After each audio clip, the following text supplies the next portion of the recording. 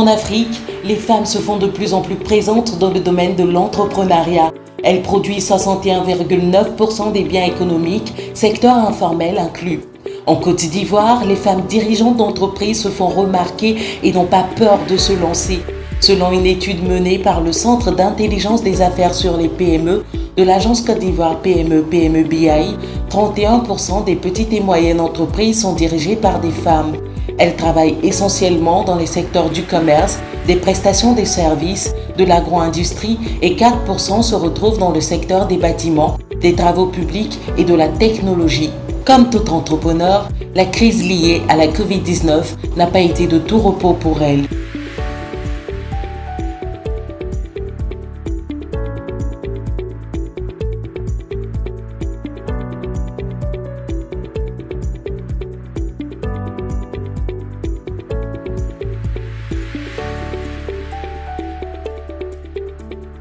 L'entrepreneuriat féminin est à ses heures de gloire en Afrique. On encourage les femmes à prendre les devants, créer leur entreprise et être autonomes. Selon une étude réalisée par Women Equity, relayée par les Échos en 2014, 13,2% des PME qui étaient dirigées par des femmes affichaient une meilleure courbe de croissance que celles créées par des hommes. Des chiffres qui montrent au-delà de ce que nous avons pu croire depuis des années, l'efficacité, le dynamisme des femmes à prendre les devants et faire fonctionner une activité. Elles ne s'imposent pas de limites et se répartissent dans plusieurs secteurs d'activité. Je suis Clémentine Kassi. Je suis la directrice générale de Apinom SA, donc présidente directrice générale. Ma structure du nom de Apinom SA, Apinom, apiculture, nourriture et médicaments. Dans d'autres cieux, on dit alicaments, c'est-à-dire que les produits de la ruche, surtout le miel, c'est la nourriture et à travers cette nourriture, on se soigne en même temps. C'est pour ça que ça s'appelle Apinom. Nous sommes dans l'agro-industrie. On forme les gens aux techniques apicoles, à l'élevage moderne des abeilles. L'élevage moderne, on utilise des ruches, donc on a le miel en quantité et en qualité. Et on sauvegarde les essaims d'abeilles et on aide à la biodiversité, à la protection de l'environnement. Je suis Elisabeth Yoboé, directrice générale de Soline. C'est une entreprise spécialisée dans la fourniture de solutions environnementales qui vise à réduire les pollutions. Nous proposons des conseils, nous proposons aussi des équipements pour le traitement de l'eau, traitement des déchets et pour l'énergie. Je suis Karidjata Diallo, je suis la directrice de Edit Africa International, qui est une entreprise de distribution et d'innovation technologique. En clair, on commercialise tout ce qu'il y a comme innovation, donc en passant par des laptops, par des smartphones, et même par des services digitaux comme les recharges, comme le mobile money à des clients cibles qui, eux, peuvent être des entreprises ou alors des réseaux de distribution. Je suis Suzanne Abrogois, Quadio, j'ajoute toujours, de manière administrative, et je suis fondateur de la maison Melabre. Il faut dire que Melabre est pionnière dans tout ce qui est création de linge de maison.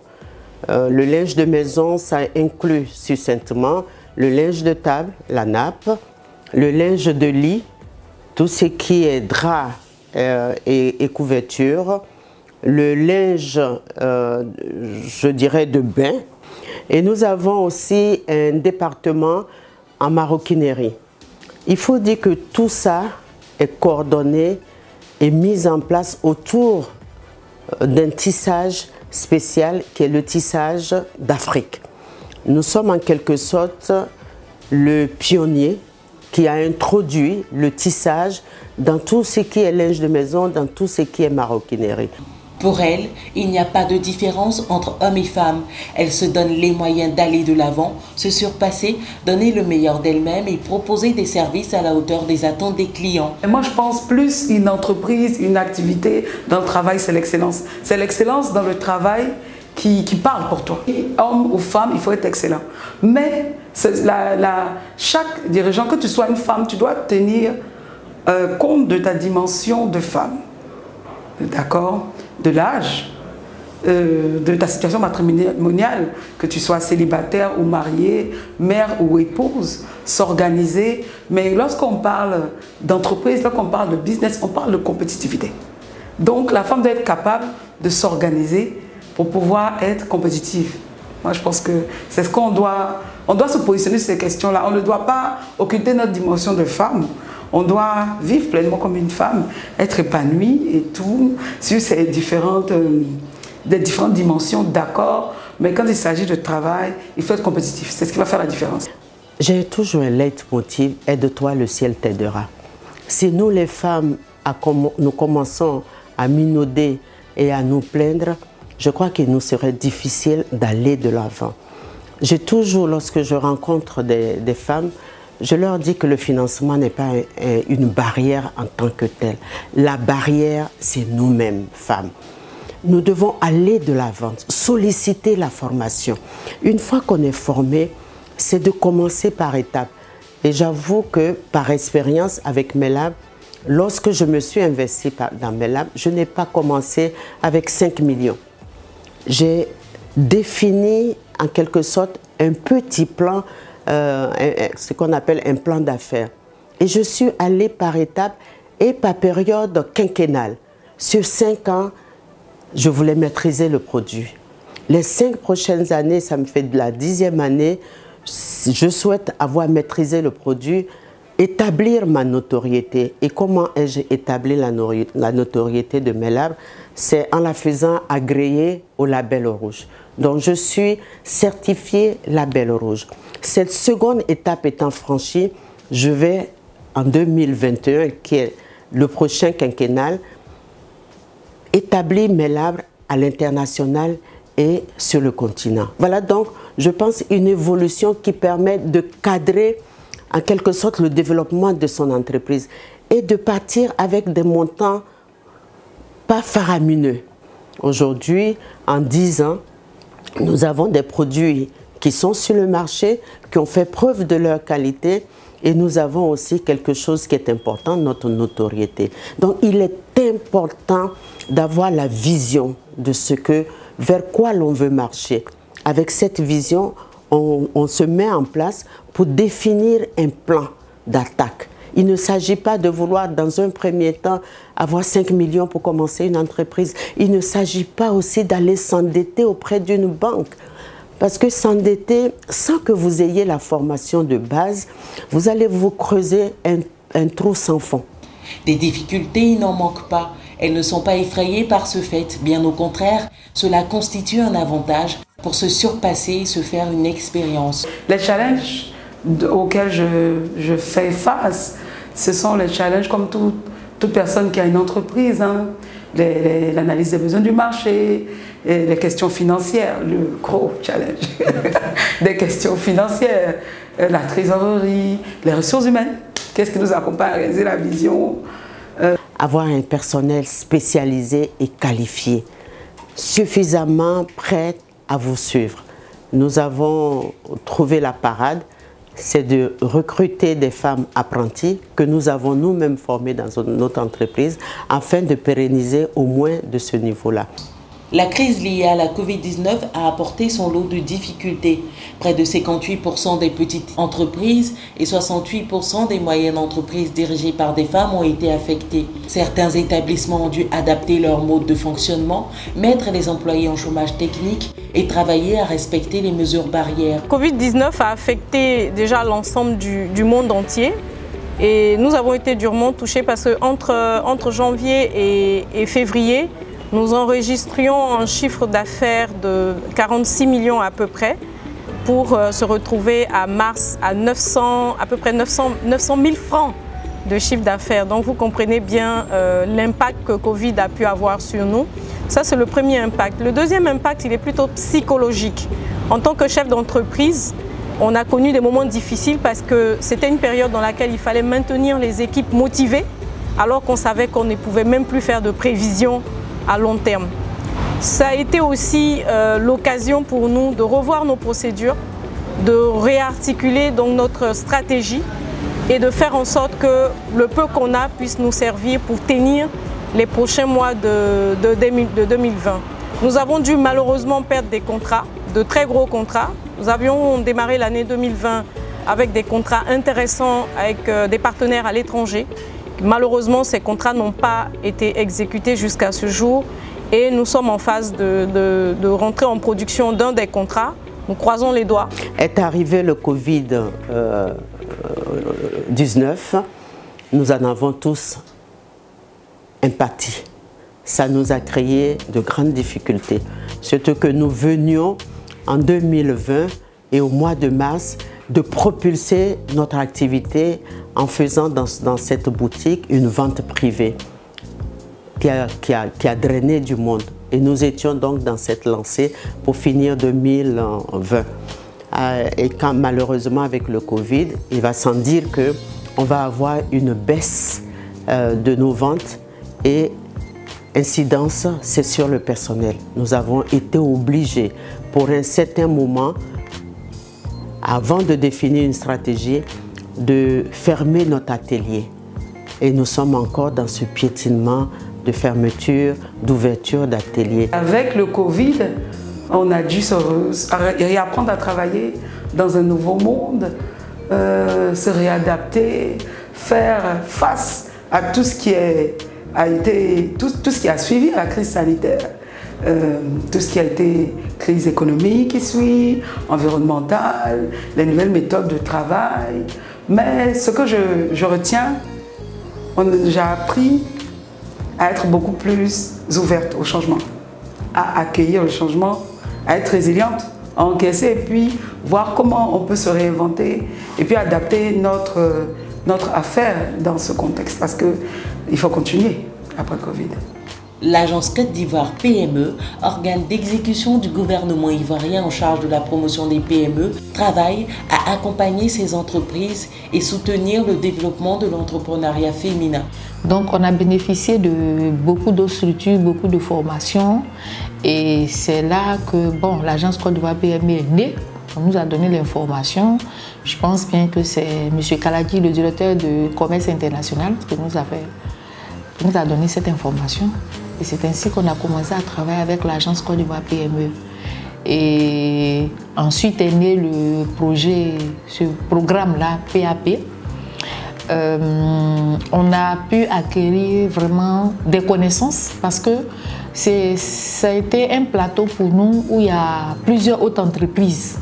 Ce qu'on n'avait pas l'occasion d'avoir. On ne peut pas aller frapper à une porte pour dire bon, je viens échanger avec vous pour savoir quelles sont vos difficultés, quelles sont les solutions que vous avez pu trouver. Mais grâce à ce programme PAP, on a écouté les autres, on a vu comment les autres ont commencé, comment les autres aussi ont rencontré des soucis et comment ils ont trouvé des solutions à travers l'intervention des formateurs qui étaient présents. Nous, on a amélioré aussi certaines choses. Si avant, on touchait un peu trop les gens, on a vu que maintenant, on peut ne pas toucher les gens et continuer à vendre. C'est ce qu'on a fait. Et on continue de faire. On va mieux faire parce que là, maintenant, on a ciblé nos clients. Ça ne sert à rien d'aller dans tous les sens, d'avoir des milliers de clients avec un prix très bas. On a essayé maintenant de cibler les clients, comment on appelle ça, de faire une segmentation. On sait où aller avec un client, aller surtout en parlant de ceux qui souhaitent vraiment avoir un bien-être et qui ont le pouvoir d'achat. Voilà. Avant, on partait dans tous les sens, on voulait avoir des milliers de clients, alors que derrière le produit, c'est un produit naturel, c'est pas un produit qu'on trouve à tout bout de champ ou bien dans la rue. Le produit, il est rare, donc on sait maintenant qu'il faut segmenter. Voilà. Et là, je souris.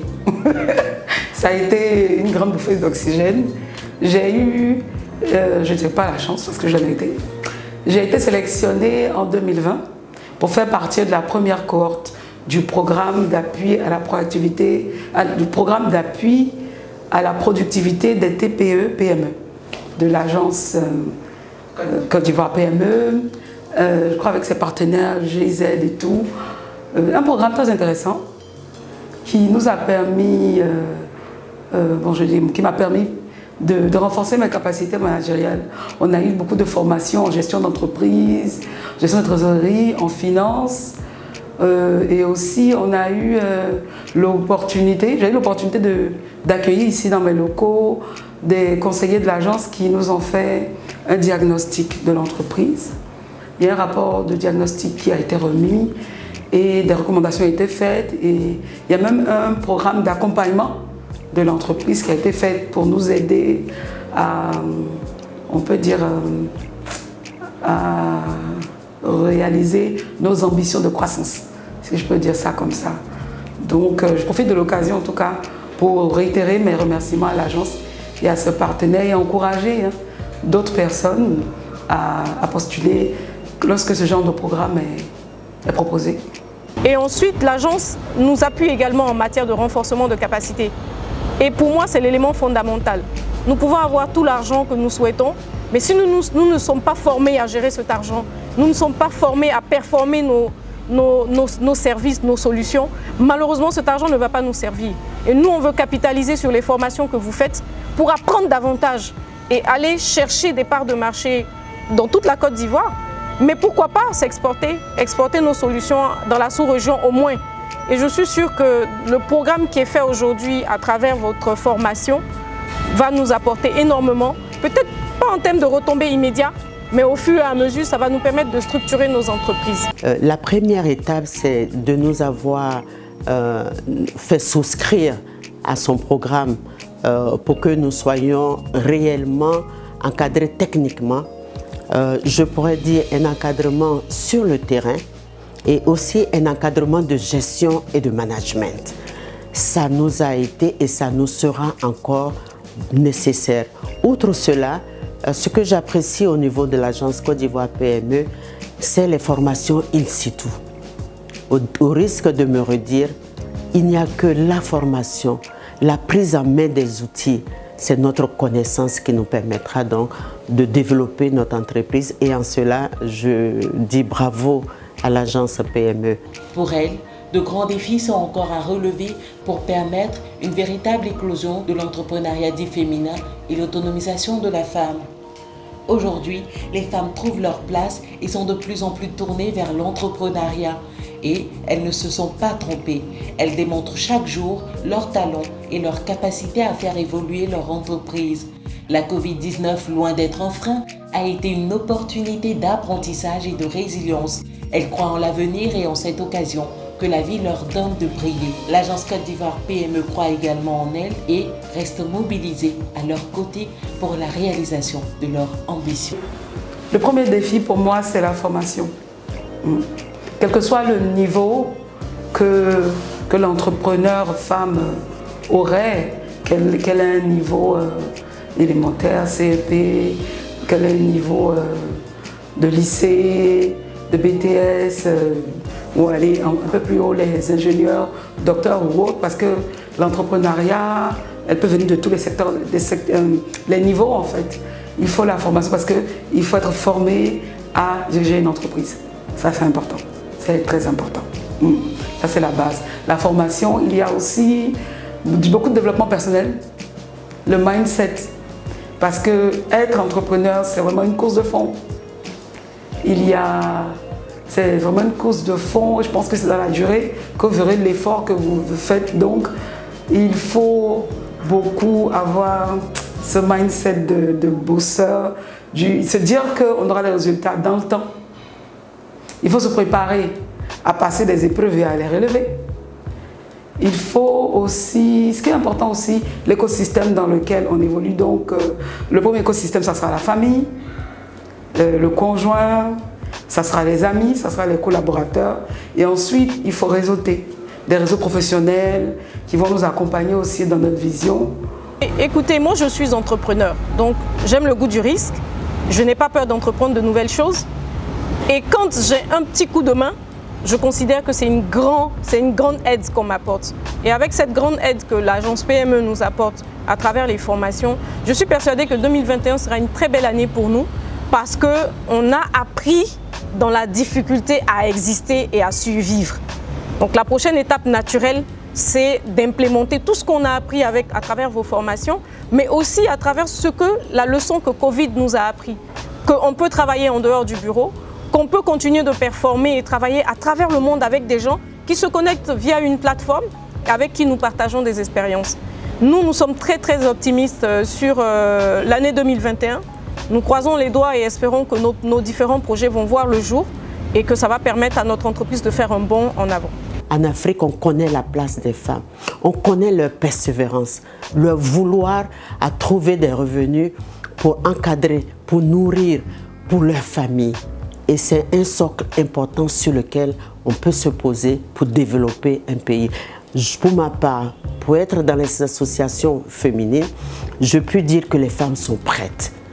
Il suffit simplement de non seulement les encadrer, mais de leur faire des avantages au plan fiscal, au plan administratif, de manière à ce qu'elles puissent dynamiser, elles puissent repartir avec leur entreprise. Il ne s'agit pas de financement, il s'agit surtout au plan technique, un encadrement technique. Je dis toujours, ce qu'on a dans la tête, personne ne peut vous l'enlever.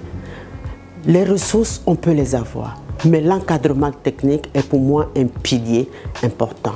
Et avec un pendant qui est l'exonération fiscale sur une certaine période, de manière à permettre aux femmes la prise en charge de leur entreprise. Salimou Bamba, directeur général de l'agence Côte d'Ivoire PME.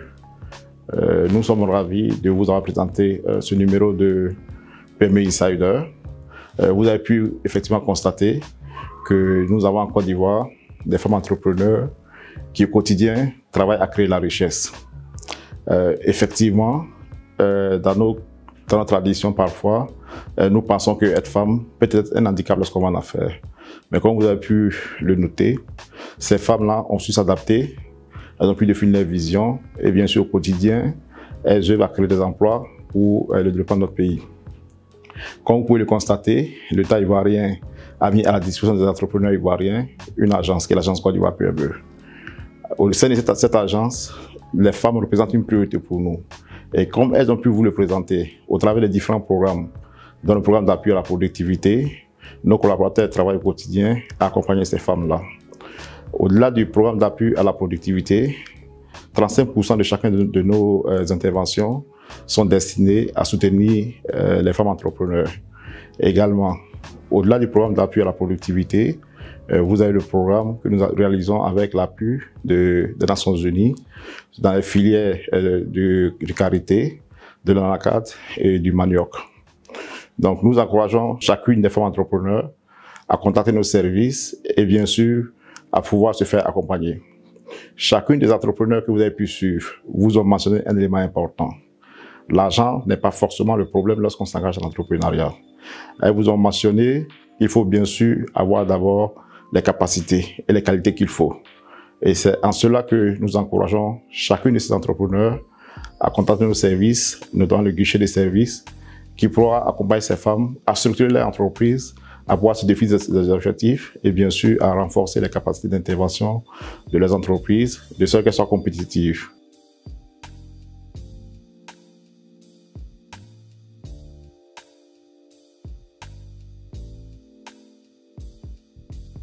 Agence Côte d'Ivoire PME, accompagner l'avenir.